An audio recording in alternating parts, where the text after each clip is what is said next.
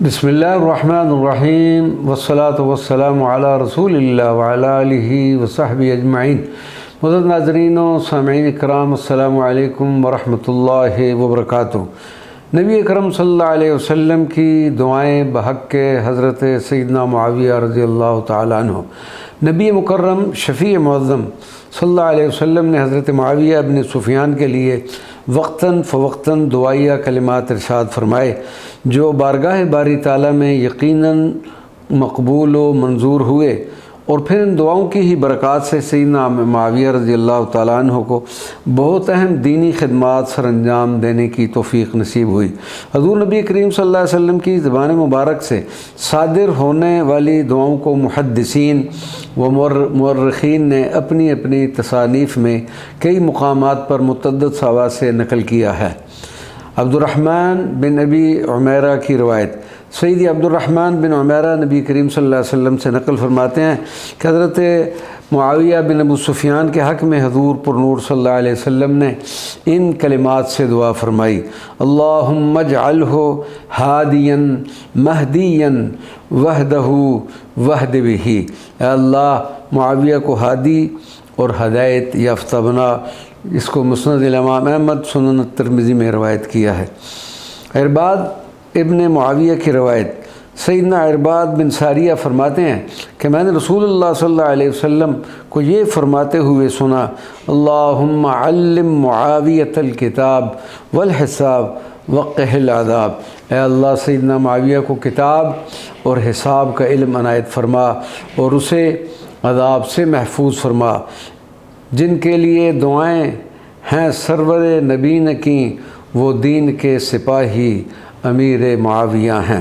عمیر بن سعد کی روایت۔ سیدنا عمر فاروق نے حمص کے علاقہ پر صحابی عمیر بن سعد کو والی مقرر فرمایا۔ پھر کچھ عرصہ کے بعد ان کو اس منصب سے الگ کر کے ان کی جگہ حضرت معاویہ رضی اللہ تعالیٰ عنہ کا حمص کا والی مقرر فرمایا۔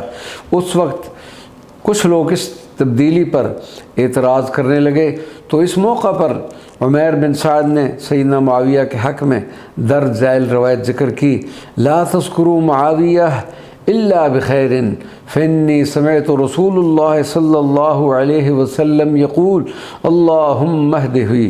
حضرت معاویہ کا تذکرہ خیر و خوبی کے سوا مت کرو، کیونکہ میں نے رسول اللہ صلی اللہ علیہ وسلم سے سنا ہے کہ آپ صلی اللہ علیہ وسلم حضرت معاویہ کے حق میں فرماتے تھے: اے اللہ، انہیں ہدایت نصیب فرما۔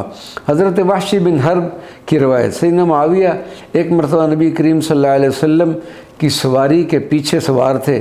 سرکار دو عالم صلی اللہ علیہ وسلم نے ارشاد فرمایا: اے معاویہ، تمہارے جسم کا کون سا حصہ میرے قریب تر ہے؟ جس پر سیدنا معاویہ رضی اللہ تعالیٰ نے فرمایا کہ میرا شکم آپ صلی اللہ علیہ وسلم کے نزدیک ہے۔ تو اس وقت حضور پر نور صلی اللہ علیہ وسلم نے ارشاد فرمایا: اے اللہ، اسے یعنی شکم کو علم اور حلم سے پر فرما دے۔ کان معاویہ ردف النبی صلی اللہ علیہ وسلم فقال ما معاویہ یا معاویہ ما یلینی منک قال بطنی قال صلی اللہ علیہ وسلم اللہم املہ علما وحلما۔ دعائے ام المؤمنین سیدتنا عائشہ صدیقہ رضی اللہ تعالی عنہ۔ ام المؤمنین سیدت عائشہ صدیقہ فرماتی ہیں کہ فتنے کے دور میں جب میں لوگوں کے حالات دیکھتی رہی تو میری یہ تمنا تھی: اللہ تبارک و تعالی میری عمر بھی حضرت معاویہ کو لگا دے۔ وما علینا الا البلاغ المبین۔